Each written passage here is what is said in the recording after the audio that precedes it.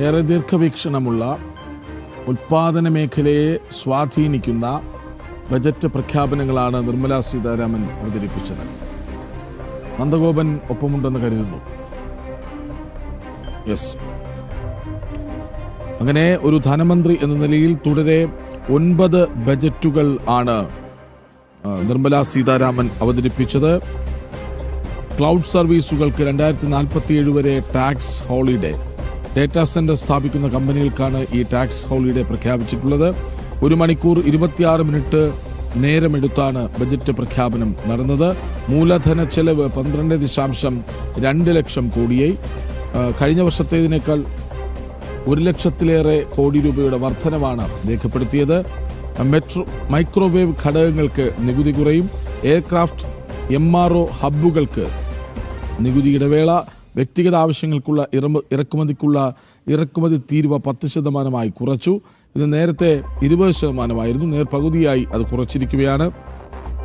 17 ഇനം ക്യാൻസർ മരുന്നുകൾക്ക് customs duty ഒഴിവാക്കി. വിദേശത്തേക്ക് പണം അയക്കുന്നതിന് നികുതി കുറയ്ക്കും.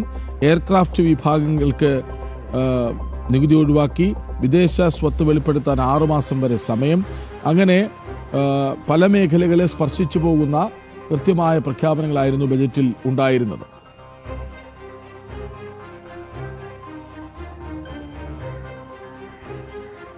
നന്ദഗോപൻ ഒപ്പം ചേരുന്നുണ്ട്. നന്ദഗോപൻ, നമ്മൾ പറഞ്ഞു വന്നത് കേരളത്തിൻ്റെ തീരമേഖലയുമായി ബന്ധപ്പെട്ട കാര്യങ്ങളായിരുന്നു. ഇപ്പോൾ ഒരു ടൂറിസം പദ്ധതി കേരള തീരത്തെ കൂടി ഉൾപ്പെടുത്തിക്കൊണ്ട് പരിഗണിക്കുകയാണ്. അത് എത്രമാത്രം പേർക്ക് ആശ്വാസമാകുന്ന ഒരു പദ്ധതിയാണെന്ന് ഓർക്കാവുന്നതേ ഉള്ളൂ. അതായത് നമ്മുടെ കേരളത്തിൽ തന്നെ എടുത്താൽ മാറി മാറി വരുന്ന സർക്കാരുകൾ, ഇടതു വലതു സർക്കാരുകൾ തീരദേശ മേഖലയുടെ വോട്ട് വാങ്ങി അവരെ പറ്റിക്കുന്നത് പതിവ് കാഴ്ചയായിരുന്നു. ഇപ്പോൾ ഇതാ തീരദേശ മേഖലകളെ ബന്ധിപ്പിക്കുന്ന ഒരു ടൂറിസം പദ്ധതി മുന്നോട്ട് വയ്ക്കുകയാണ് കേന്ദ്ര സർക്കാർ. മറ്റൊന്ന്, ഞാൻ നേരത്തെ പറഞ്ഞതുപോലെ കടലാമകളുടെ സംരക്ഷണത്തിനായി പ്രത്യേക പദ്ധതി.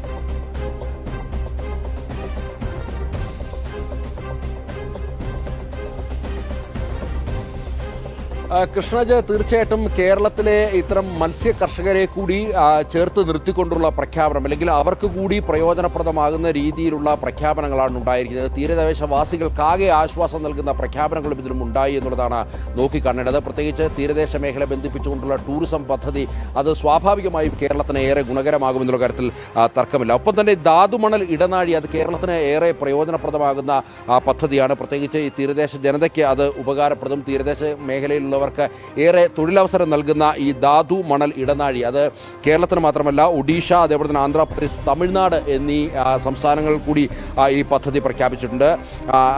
റെയർ എർത്ത് മൈനിങ്ങിനായി ഈ പ്രത്യേക ഇടനാഴി ഉപയോഗിക്കുമെന്നുള്ളതാണ്. ഖനനം, സംസ്കരണം, അതേപോലെ തന്നെ ഇത് വർദ്ധിപ്പിക്കുവാൻ വേണ്ടിയുള്ള നടപടിക്രമങ്ങൾ ഉണ്ടാകുമെന്നുള്ളതാണ് ചൂണ്ടിക്കാണിച്ചിരിക്കുന്നത്. മറ്റൊരു പ്രധാനപ്പെട്ട കാര്യം നമ്മൾ നോക്കിക്കാണേണ്ടത് സെമി കണ്ടക്ടർ മേഖലയാണ്. ഏതാണ്ട് ഇന്ത്യ 2.0 സെമി കണ്ടക്ടർ മിഷൻ എന്നുള്ളതാണ് പ്രധാനമായി ഇപ്പോൾ സർക്കാർ പുതിയ പദ്ധതി ആവിഷ്കരിച്ചിരിക്കുന്നത്. ഇതിന് ഏതാണ്ട് 4000 കോടി രൂപയാണ് ഇതിനായി വകയിരുത്തിയിരിക്കുന്നത് എന്നുള്ളതാണ് നോക്കേണ്ടത്. ഒപ്പം തന്നെ കണ്ടെയ്നർ നിർമ്മാണത്തിന് 5 വർഷത്തേക്ക് 10,000 കോടി രൂപയും സർക്കാർ നീക്കിവെച്ചു എന്നുള്ളതാണ്. സ്വാഭാവികമായും ഇത് രാജ്യത്തെ തൊഴിലവസരങ്ങൾക്ക് ആയം കൂട്ടുമെന്നുള്ള കാര്യത്തിൽ തർക്കമില്ല. ഒപ്പം തന്നെ ഈ സ്പോർട്സ് ഉപകരണങ്ങളുടെ വലിയ ഒരു അല്ലെങ്കിൽ സ്പോർട്സ് ഉപകരണങ്ങളുടെ നിർമ്മാണത്തിൽ വലിയ പങ്ക് ഭാരതം വഹിക്കുന്നുണ്ടായിരുന്നു. അത് ലോകോത്തരത്തിൽ അല്ലെങ്കിൽ രാജ്യാന്തര തലത്തിൽ അത് വർദ്ധിപ്പിക്കുക എന്നുള്ള ലക്ഷ്യം വെച്ചുകൊണ്ടാണ് ഈ പ്രത്യേക പദ്ധതികൾ ഇപ്പോൾ സർക്കാർ ആവിഷ്കരിച്ചിരിക്കുന്നത്. ഒപ്പം തന്നെ നെയ്ത്തുകാർക്കും കരകൗശല വിദഗ്ധർക്കുമായി നാഷണൽ ഹാൻഡ്ലൂം, അതേപോലെ തന്നെ ഹാൻഡിക്രാഫ്റ്റ് മിഷൻ ഇപ്പോൾ പ്രത്യേകമായി പ്രഖ്യാപിച്ചിരിക്കുകയാണ്. സ്പോർട്സ് ഉപകരണങ്ങൾ നിർമ്മാണത്തിനും ഗവേഷണത്തിനും പ്രത്യേക പദ്ധതികൾ പ്രഖ്യാപിച്ചു. നാഷണൽ ഫൈബർ പ്രൊജക്ട് ഉടനുണ്ടാകുമെന്നുള്ള ഒരു പ്രഖ്യാപനം ഇന്നിപ്പോൾ ധനമന്ത്രി നിർമ്മലാ സീതാരാമൻ്റെ ഭാഗത്തു നിന്നുണ്ടായി.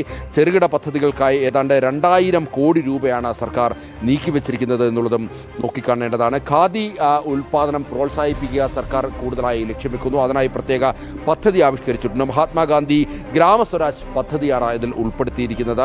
ഈ ബഡ്ജറ്റിൽ ഇന്നിപ്പോൾ അത്തരമൊരു വലിയ പ്രഖ്യാപനം ഉണ്ടായി. അടിസ്ഥാന സൗകര്യ വികസനങ്ങൾ വർദ്ധിപ്പിക്കുക, ഇൻഫ്രാസ്ട്രക്ചർ റിസ്ക് ഗ്യാരണ്ടി ഫണ്ട് നൽകുകയും സർക്കാർ ലക്ഷ്യമിടുന്നുണ്ട്. അതേപോലെ തന്നെ MSME ചാമ്പ്യന്മാരെ സൃഷ്ടിക്കുവാൻ വേണ്ടി ഏതാണ്ട് 10,000 കോടി രൂപയാണ് സർക്കാർ നീക്കിവെച്ചിരിക്കുന്നത്. അതായത് ചെറുകിട ഇടത്തരം സംരംഭകരെ സൃഷ്ടിക്കുക, അവരെ ചാമ്പ്യന്മാരാക്കുക എന്നുള്ള ലക്ഷ്യത്തോടു കൂടിയാണ് ഏതാണ്ട് 10,000 കോടി രൂപ സർക്കാർ ഇതിലേക്ക് നീക്കിവെച്ചിരിക്കുന്നത് എന്നുള്ളതാണ്. പൊതുചെലവ് 12.2 ലക്ഷം കോടിയായി ഉയർത്തുമെന്നുള്ള സർക്കാർ പ്രഖ്യാപനം ഉണ്ടായിട്ടുണ്ട്. സ്വാഭാവികമായും അതും ഏറെ പ്രയോജനപ്രദമാകുന്നത് ജനങ്ങൾക്കാണ്.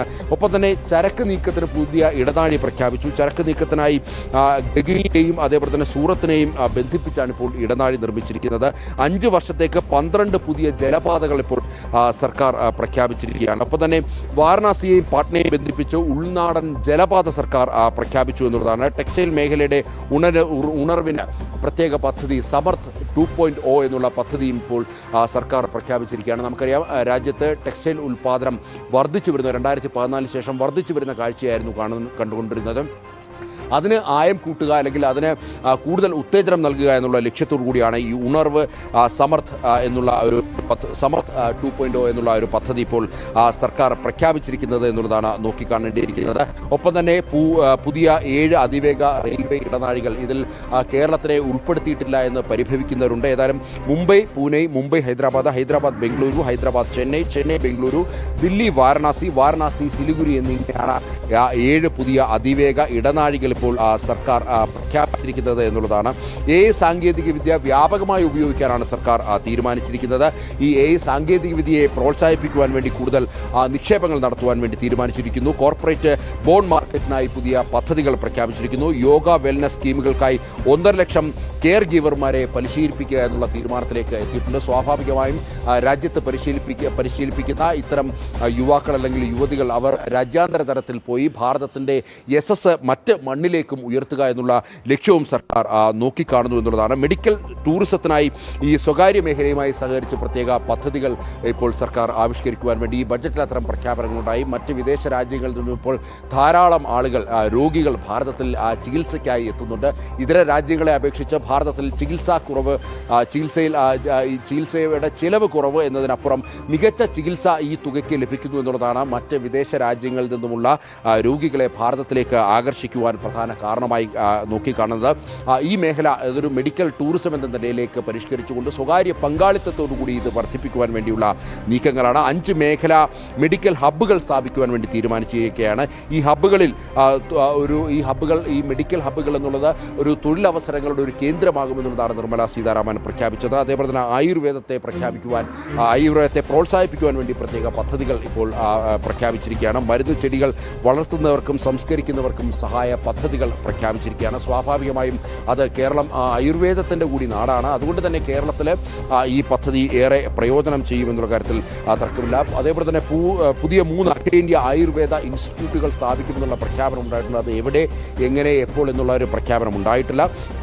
അതേപോലെ തന്നെ ആയുഷ് ഫാർമസികളുടെ നിലവാരം ഉയർത്തുമെന്നുള്ള പ്രഖ്യാപനം ഉണ്ടായിട്ടുണ്ട്. സ്വാഭാവികമായും അത് സാധാരണക്കാർക്ക് ഏറെ പ്രയോജനപ്രദം ആകുന്ന ഒരു നിലപാടാണ് എടുത്തിരിക്കുന്നത്. ഗവേഷണത്തിനും പരിശോധനകൾക്കുമായി കൂടുതൽ പ്രൊഫഷണലുകളെ നിയോഗിക്കുമെന്നുള്ളൊരു പ്രഖ്യാപനവും ഇതിൽ ഉണ്ടായിട്ടുണ്ട് എന്നുള്ളതാണ്. മാത്രമല്ല, ഈ ടൂറിസം മേഖലയിൽ ഭാരതത്തിൽ അനന്ത സാധ്യതകളാണ് എന്നുള്ളത് ഇതിനോടകം തന്നെ തിരിച്ചറിഞ്ഞിട്ടുണ്ട്. അങ്ങനെ ടൂറിസം മേഖലയുമായി ബന്ധപ്പെട്ട കൂടുതൽ പദ്ധതികൾ ആവിഷ്കരിക്കുവാൻ വേണ്ടി സർക്കാർ ശ്രമിക്കുന്നു. അതിൻ്റെ ഭാഗമായാണ് ഈ അന്താരാഷ്ട്ര ട്രക്കിംഗ് കേന്ദ്രങ്ങൾ സ്ഥാപിക്കുവാൻ വേണ്ടി തീരുമാനിച്ചിരിക്കുന്നത്. ഹിമാചൽ പ്രദേശിലും ജമ്മു കാശ്മീരിലും ഉത്തരാഖണ്ഡിലുമാണ് ഈ ട്രക്കിംഗ് കേന്ദ്രങ്ങൾ. ഇതിലൂടെ വിദേശ രാജ്യങ്ങളിൽ നിന്നും ധാരാളം ആൾക്കാർ ഈ ട്രക്കിങ്ങിനായി ഭാരതത്തിൽ എത്തുമെന്നുള്ള കാര്യത്തിലാണ് പ്രധാനമായും അത്തരം വിലയിരുത്തലുകളാണ് ഉണ്ടായിട്ടുള്ളത് എന്നുള്ളതാണ്. ഈ രോഗികൾക്ക് നേരത്തെ സൂചിപ്പിച്ച പോലെ തന്നെ ഏറെ ആശ്വാസകരമാകുന്ന പദ്ധതികൾ ഇതിൽ പ്രഖ്യാപിച്ചു എന്നുള്ളതാണ്. പ്രത്യേകിച്ച് പ്രമേഹം, ക്യാൻസർ മരുന്നുകളുടെ വില കുറയ്ക്കുന്ന രീതിയിലുള്ള പ്രഖ്യാപനങ്ങൾ ഉണ്ടായി എന്നുള്ളതാണ്. ഒപ്പം ഇന്ത്യയിലെ അനിമേഷൻ, വിഷ്വൽ എഫക്റ്റ്, ഗെയിമിംഗ് മേഖലകൾക്കായി പ്രത്യേക പദ്ധതികൾ, അതായത് വളർന്നു വരുന്ന തലമുറയെ ഈ അനിമേഷൻ, അതേപോലെ തന്നെ വിഷ്വൽ എഫക്ട്സ്, ഗെയിമിംഗ് എന്നീ മേഖലയിലേക്ക് വഴിതിരിച്ചു വിടുവാൻ ഉതകുന്ന പദ്ധതികളാണ് ഇതിലൂടെ പ്രഖ്യാപിച്ചിരിക്കുന്നത്. 2030 2 മില്യൺ പ്രൊഫഷണലുകളെ ആവശ്യമുണ്ട് ഈ മേഖലയ്ക്ക് എന്നുള്ളതാണ്. അതുകൊണ്ട് കൃത്യമായ രീതിയിൽ രീതിയിലുള്ള പരിശീലനങ്ങൾ ഇവിടങ്ങളിൽ നൽകുക. അത് സ്കൂൾ തലത്തിലും കോളേജ് തലത്തിലും ഇത്തരം ലാബുകൾ സ്ഥാപിച്ചുകൊണ്ട് വിദ്യാർത്ഥികൾക്ക് പരിശീലനം നൽകുന്നത് വഴി നേരത്തെ സൂചിപ്പിച്ച പോലെ തന്നെ 2030 2 മില്യൺ പ്രൊഫഷണലുകളെ ആവശ്യമായ മേഖലയിലേക്ക് ഭാരതത്തിൻ്റെ കോൺട്രിബ്യൂഷൻ വർദ്ധിപ്പിക്കുക എന്നുള്ളതാണ് സർക്കാർ ലക്ഷ്യം വെക്കുന്നത്. ഒപ്പം തന്നെ AVGC കണ്ടന്റ് ക്രിയേറ്റർ ലാബുകൾ നേരത്തെ സൂചിപ്പിച്ച പോലെ തന്നെ 15,000 ഹയർ സെക്കൻഡറി സ്കൂളുകളിൽ സ്ഥാപിക്കുവാൻ വേണ്ടി തീരുമാനിച്ചു. അത് വിദ്യാർത്ഥികളെ സംബന്ധിച്ചിടത്തോളം അവർക്ക് പഠിക്കുമ്പോൾ തന്നെ ഒരു പുതിയ മേഖല കണ്ടെത്തുവാൻ വേണ്ടി, അല്ലെങ്കിൽ പഠിക്കുമ്പോൾ തന്നെ അവരെ പ്രൊഫഷണലിസത്തിലേക്ക് വഴിതിരിച്ചു വിടുവാൻ വേണ്ടിയുള്ള സർക്കാർ നീക്കങ്ങളുടെ ഭാഗമാണ് എന്നുള്ളതാണ്. അപ്പോൾ തന്നെ 500 കോളേജുകളിലും ഇത്തരത്തിൽ AVGC കണ്ടന്റ് ക്രിയേറ്റർ ലാബുകൾ സ്ഥാപിക്കുമെന്നുള്ളതാണ്. രാജ്യത്തിൻ്റെ കിഴക്കൻ മേഖലയിൽ ഇന്ത്യൻ ഇൻസ്റ്റിറ്റ്യൂട്ട് ഓഫ് ഡിസൈൻ സ്ഥാപിക്കുമെന്നുള്ള പ്രഖ്യാപനം സ്വാഭാവികമായും 7 സുന്ദരികൾ എന്നറിയപ്പെടുന്ന ഭാരതത്തിൻ്റെ കിഴക്കൻ സംസ്ഥാനങ്ങളിലെ ജനങ്ങൾക്ക് അത് ഏറെ ആശ്വാസകരമാകും. ഇനിയും പരിശോധിക്കേണ്ടത് നമ്മൾ നേരത്തെ സൂചിപ്പിച്ച പോലെ തന്നെ ഈ കടലാമ പരിചരണമാണ്. സ്വാഭാവികമായും ആ മേഖലയിലും ഈ കടലാമ പരിചരണവുമായി ബന്ധപ്പെട്ട കേരളത്തിൽ ഏറെ മുന്നേറ്റങ്ങൾ ഉണ്ടാക്കാൻ കഴിയും. അത് സ്വാഭാവികമായും ഏറെ തൊഴിലവസരങ്ങൾ സൃഷ്ടിക്കും. കേരളത്തിൻ്റെ സാമ്പത്തിക ഭദ്രത കൂടുതൽ വർദ്ധിക്കുമെന്നുള്ള കാര്യത്തിൽ സംശയമില്ല. മത്സ്യസമ്പത്ത് വർദ്ധിപ്പിക്കുവാൻ വേണ്ടി 500 സംഭരണികളാണ് കേന്ദ്രം ഇപ്പോൾ പ്രഖ്യാപിച്ചിരിക്കുന്നത്, ഈ ബഡ്ജറ്റിൽ പ്രഖ്യാപിച്ചിരിക്കുന്നത്. ഈ 500 സംഭരണികൾ കേന്ദ്രീകരിച്ച് പ്രത്യേക പദ്ധതി തയ്യാറാക്കുമെന്നുള്ള പ്രഖ്യാപനമുണ്ടായി. അപ്പോൾ തന്നെ ഈ മത്സ്യ സംഭരണികളിൽ ഈ മത്സ്യസമ്പത്ത് വർദ്ധിപ്പിക്കുവാൻ വേണ്ടിയുള്ള പദ്ധതികളിൽ സ്ത്രീകൾക്ക് അർഹമായ പരിഗണന നൽകി സ്ത്രീകൾക്കാണ് ഇവിടെ തൊഴിലവസരങ്ങൾ കൂടുതലായി ഉണ്ടാകുക. ആ മേഖലയിലൂടെ സ്ത്രീകൾക്ക് തൊഴിലവസരങ്ങൾ വർദ്ധിപ്പിക്കുമെന്നുള്ളതാണ് പ്രധാനമായും നോക്കിക്കാണേണ്ടത്. ഒപ്പം തന്നെ മറ്റൊരു പ്രധാനപ്പെട്ട കാര്യം നാളികേര ഉൽപ്പാദന വർധനവാണ്. അതിനുവേണ്ടി പ്രത്യേക നേരത്തെ തന്നെ ഈ വലിയ വിളവ് നൽകാത്ത തെങ്ങുകൾ മാറ്റി പുതിയത് നടുവാൻ വേണ്ടിയുള്ള പദ്ധതികളടക്കം നേരത്തെ പ്രഖ്യാപിച്ചു കഴിഞ്ഞു. ഈ ബഡ്ജറ്റിൽ അത്തരം പ്രഖ്യാപനങ്ങളുണ്ടായി. ഒപ്പം തന്നെ 2030 കശുവണ്ടി, ഒപ്പം തന്നെ കൊക്കോ, ഇതുമായി ബന്ധപ്പെട്ട് ഇതിൻ്റെ പ്രീമിയം ഉൽപ്പന്നങ്ങൾ ഉൽപ്പാദിപ്പിച്ച് മറ്റ് വിദേശ രാജ്യങ്ങളിലേക്ക് കയറ്റുമതി നടത്തുവാൻ വേണ്ടിയുള്ള തീരുമാനങ്ങളാണ് ഉണ്ടായിരിക്കുന്നത്. ഇതും സ്വാഭാവികമായും കേരളത്തിലെ കർഷകർക്ക്, കശുവണ്ടി കർഷകർ, കൊല്ലത്തും കണ്ണൂരുമൊക്കെയുള്ള കശുവണ്ടി കർഷകർക്ക് ഏറെ പ്രയോജനപ്രദമാകുന്നതാണ്. ഇടുക്കിയിലുള്ള കോക്കോ കർഷകർക്കും ഇതുമായി ബന്ധപ്പെട്ട് പ്രത്യേക പരിഗണന ലഭിക്കും. വയനാട്ടിലും ഇടുക്കിയിലുമൊക്കെ തന്നെ ഈ കോക്കോ കൃഷി ചെയ്യുന്ന കർഷകർക്ക് കൃത്യമായ രീതിയിൽ അവർക്ക് അവസരങ്ങൾ നൽകുക, അവരുടെയും സാമ്പത്തിക ശേഷി വർദ്ധിപ്പിക്കുക എന്നുള്ള ലക്ഷ്യത്തിലാണ് സർക്കാർ ഇത്തരം പദ്ധതികൾ ഇപ്പോൾ ആവിഷ്കരിച്ച് മുന്നോട്ട് കൊണ്ടുവന്നത്. അതായത് നന്ദഗോപൻ തുടക്കത്തിൽ ആകെ തുകയെന്ന രീതിയിൽ പറയുന്നു, പിന്നീട് അത് പ്രത്യേക മേഖലകളിലേക്ക് സൗകര്യമൊരുക്കുന്ന തരത്തിലേക്ക് മാറുന്നു. അതായത് എല്ലാ സംസ്ഥാനങ്ങളുടെയും പേരെടുത്ത് പറയുന്നില്ല എങ്കിൽ പോലും ആ സംസ്ഥാനങ്ങൾക്ക് കൂടുതൽ നേട്ടം ഉണ്ടാക്കുന്ന തരത്തിലുള്ള പ്രഖ്യാപനങ്ങളാണ് ഉടനീളം ഉണ്ടായത്.